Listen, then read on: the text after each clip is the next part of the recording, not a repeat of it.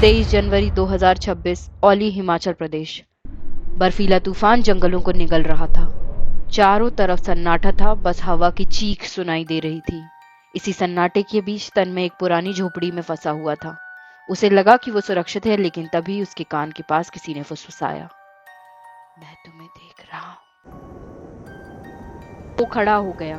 उसका दिल जोर जोर से धड़क रहा था। वो खिड़की तक गया और गंदे शीशे से बाहर देखा।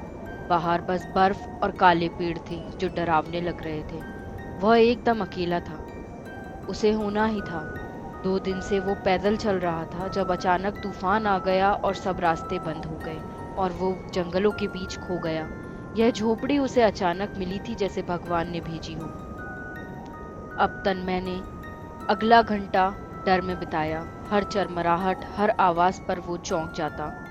उसने खुद को समझाने की कोशिश की, शायद ये मेरा भ्रम है, तनाव है और मेरा अकेलापन है। फिर उसने आग जलाई। आग की लपटें दीवारों पर परछाइयां डालने लगी और थोड़ी राहत मिली। उसने सोचा, तूफान थमने तक इंतजार करूंगा, सुबह होते ही निकल जाऊंगा यहाँ से। लेकिन तभी उसने देखा, लकड़ी पर एक निशान बना हुआ था, एक आंख का निशान, और उसके नीचे गिनती के छोटे छोटे निशान, दर्जनों। उसके पेट में ठंडा डर बैठ गया। यह झोपड़ी किसी रेंजर की नहीं थी। यह वो जगह थी जहां कोई इंतजार करता है और किसी को देखता है। उसका डर अब काबू से बाहर हो गया था। उसे लगा कि वो फंस गया है। उसने बैग उठाया और दरवाजा खोला। बाहर बर्फ का तूफान था, इतना तेज कि उसकी आंखें रुक गईं। 2 कदम बाहर निकला और बर्फ में खो गया। असंभव था उसका कहीं जाना, वो कैदी बन चुका था। वो हार कर वापस अंदर आया और दरवाजा बंद कर दिया। अब जो सन्नाटा था वो और भी डरावना था। उसे लगा कि कोई इंतजार कर रहा है उसका, मानो। कांपते हुए उसने झोपड़ी को फिर देखा। इस बार उसकी नजर चूल्हे के पास पड़ी, एक गीली फर्श की पट्टी पर पड़ी। उसने पट्टी उठाई, नीचे पर छोटा गड्ढा था। उसने उस गड्ढे में देखा तो एक पुरानी डायरी निकली। डायरी में लिखा था, दिन 47। वो यहाँ है, तूफान से छुपते हुए, जैसे मैंने सोचा था। वो अब थोड़ा बूढ़ा हो गया है, कमजोर दिख रहा है। तन्मय का खून जम गया। पन्नों में उसके बारे में लिखा गया था। यह कैसे हो सकता है? वो क्या खाता है, कैसे सोता है, सब नींद में चिल्लाता है। और आखिरी पन्नों में उसके स्केच थे, अभी कुछ देर पहले तक के स्केच थे। तभी तभी ऊपर फर्श में चरमराहट होती है। तन्मय ने ऊपर देखा, वहां अंधेरा, अटारी का अलावा कुछ और नहीं दिख रहा था। और फिर वही फुसफुसाहट आई, तुम हमेशा धीमे सीखते हो तन्मय। एक आदमी ऊपर से कूद कर सामने आ गया। वह आदमी तो उसके अतीत का भूत था। दुबला चेहरा, थकी आंखें, लेकिन उनमें पागलपन की आग थी। वो लियो था, वही लड़का जिसे तन्मय ने 20 साल पहले खदान में मरने के लिए छोड़ दिया था। लियो, लियो तुम जिंदा हो? तन्मय हकलाया। लियो हंसा। जिंदा? जिंदा होना बड़ा शब्द है। मैं तो बस इंतजार कर रहा था, हमारे जंगलों में तुम्हारे लौटने का इंतजार। तन्मय समझ गया, यह तूफान, ये झोंपड़ी, सब एक जाल था। 20 साल से तन्मय खुद को जो कहानी सुनाता रहा, वो झूठ थी। अब उसका अपराध उसके सामने खड़ा था, हाथ में चाकू लिए। तुम क्या चाहते हो लियो? तन्मय ने कांपते हुए पूछा। लियो मुस्कुराया। मैं कुछ नहीं चाहता, इंतजार खत्म हो गया। कहानी वहीं खत्म होगी जहां शुरू हुई थी। और ये बोलते से लियो झपटा। लड़ाई शुरू हो गई।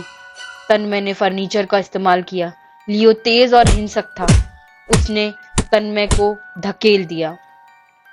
तुम हमेशा देखते रहे, तन्मय ने कहा। गिनती के निशान, आंख, तुमने ये पहले भी किया है ना? लियो एक पल के लिए रुका। तन्मय ने मौका देखा। उसने टेबल को धक्का दिया। लियो गिर पड़ा और चाकू भी गिर पड़ा। तन्मय ने भारी लकड़ी उठाई और पूरी ताकत से उस पर वार किया। कैबिन में फिर से सन्नाटा छा गया। बस आग की चटकने की आवाज और तन्मय की हांफती सांसें सुनाई दे रही थी। लियो हिल नहीं रहा था। सुबह की पहली किरण खिड़की पर जमी काले को चीरती हुई अंदर आई और आखिरकार बर्फीला तूफान भी थम गया था। तन्मय ने पीछे मुड़कर बिल्कुल भी नहीं देखा।